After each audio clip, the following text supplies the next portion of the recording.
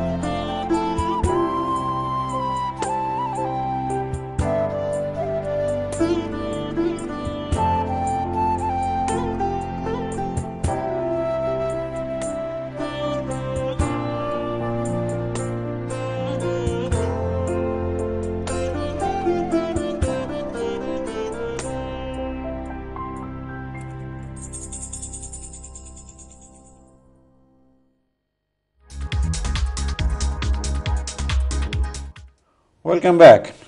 You know these slides that we were looking at, tell us something about them. They're from your exhibitions. That's right. The last exhibition prior to the one on at the moment, it was called Amra Zaga. And what does that mean in English? In English, I put it as, in Bengali. I put it in English as our place, but it could mean our space. But our place felt more relevant. But I know the Bengali is Amader Jaiga, but I thought that was a very comfortable place for people to sit in. Right. So when you say Amra Zaga, is that Sylheti? Amra Zaga is Sylheti, yes. For Amadir? For Amadir, yeah. Right, okay.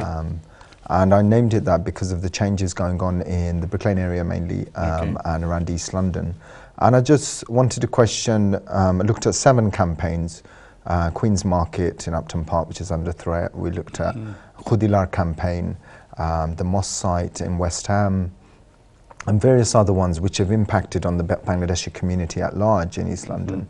And I tried to put it into the gallery space so that people can question it and come and see a part of their history, because sometimes you can be an activist and fight for something, but you're also actually part of the general narrative that actually you haven't been consulted or you have been consulted is not the point. The point is you're being impacted on by that, and right. You know, that's what I wanted to show.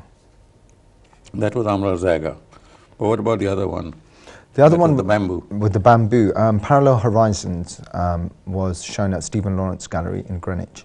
Yeah, that was some time ago, isn't it? It was a few years ago, but it's an ongoing platform for practitioners, artists, architects, designers, and craftspeople who use bamboo in their work. And I was just fascinated that bamboo grows around the globe, along the equator, around the globe, and different communities and different countries use it very differently and quite similarly at the same time. So I was just fascinated by this material, which in architecture comes out every 7 years. Somebody builds an amazing building out of bamboo or something. And so I thought actually in Bangladesh there's a lot of usage of bamboo. Did you pick up some ideas when you visited Far East?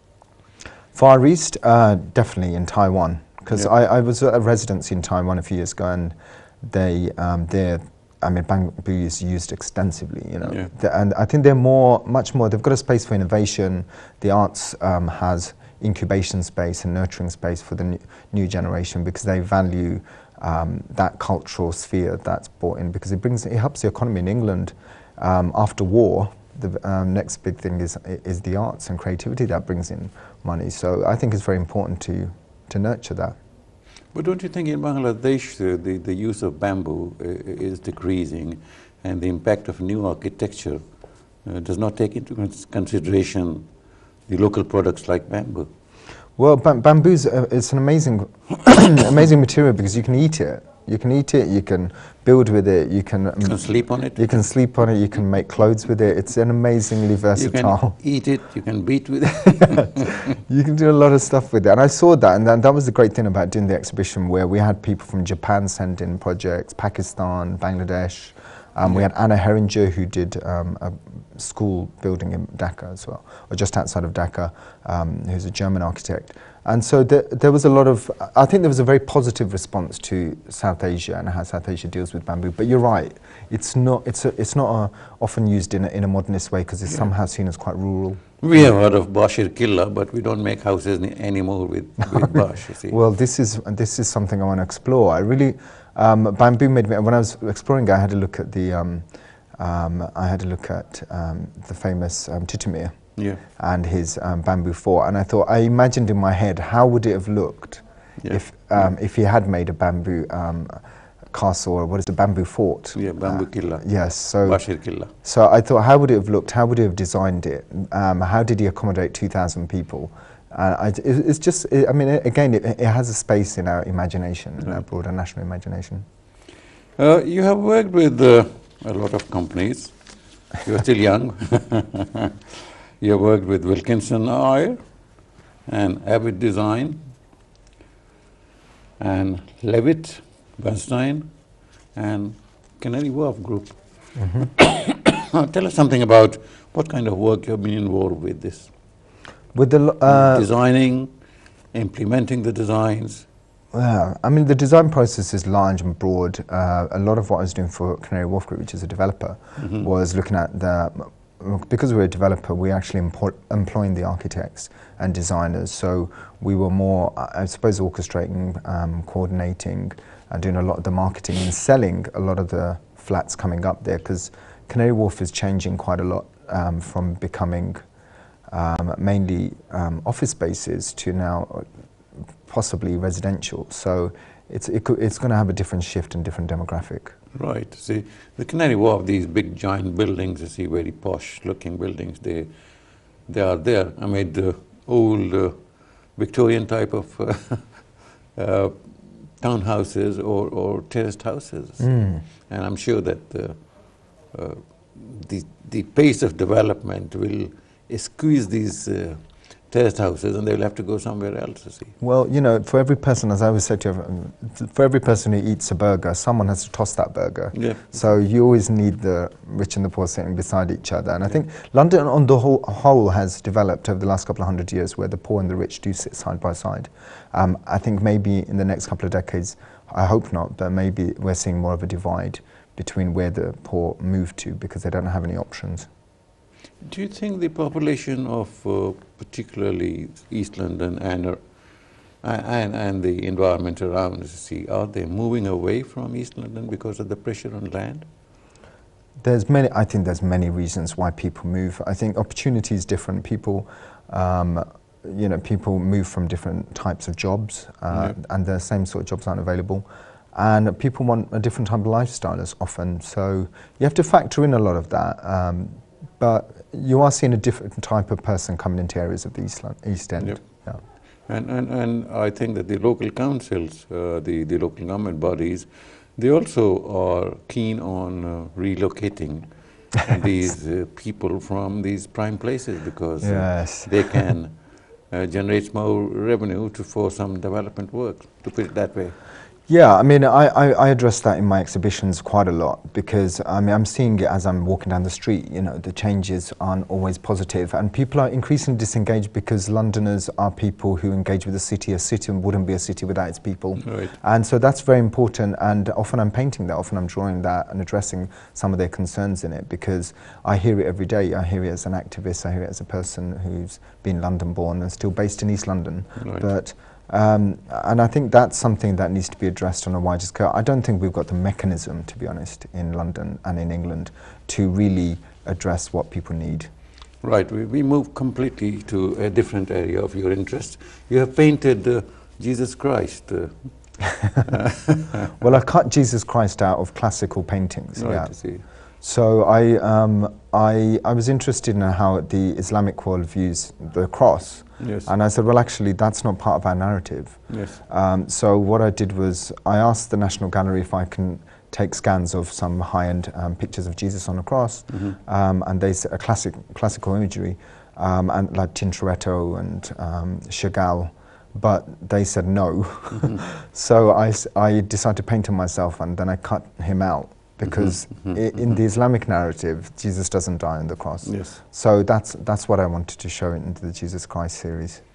Right. So you also have a project of doing some work like illustrative Quran, is it?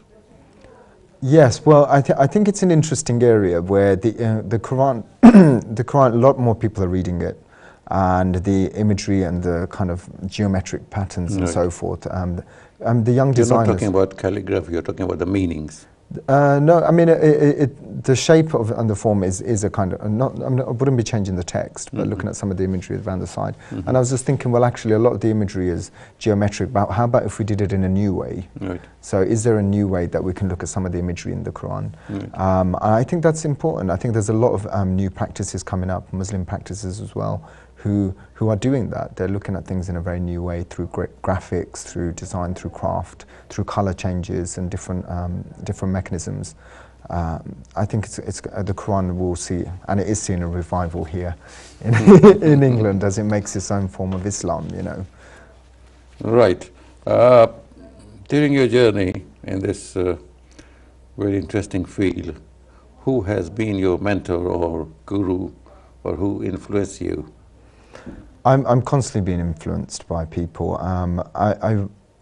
When I was a student, Louis Khan's buildings influenced me, and Louis Khan designed the national building in Bangladesh. So I did a lot of research on him, on Mazharul Islam, who's the architect of Bangladesh, who's done a lot of the classic buildings. So he died quite recently. Yeah, so all of that. And artist-wise, again, I do go back to Bangladesh paintings like John Aberdeen quite a lot, because and even the way I paint, often your content is very important. Right. And so you're painting everydayness and what people are experiencing at the moment now. You know, he was painting what he saw, and there's something very objective and very truthful about that. Yeah. And so you're learning a lot about their process and how they viewed the world. Well, talking about Zain Abidin, I mean, his paintings of the famine. Yes, that's they it, are yeah. so compelling pictures, you see, that move you. Saif, it was a pleasure having you here, but I would like you to say a few words. We are at the fag end of the program. A few words to our viewers, and particularly the young people who would like to adopt or come to this profession. Yeah. That's your camera. If you're going towards the creative arts, go for it 100% and don't let anyone discourage you. Anything else? A little bit more. A little bit more. If you're going towards architecture, don't be disillusioned. 7 years is a very long time, but it's worth it. Well, Saif, it was a pleasure having you here. Thank you very much. Thank you very much for coming along in this very cold weather. Thank you for having me. Today was not a bad day. Thank you for being with us, and we hope that you have enjoyed the show as much as we have. And we'll see each other next week, same time, same channel. Thank you very much.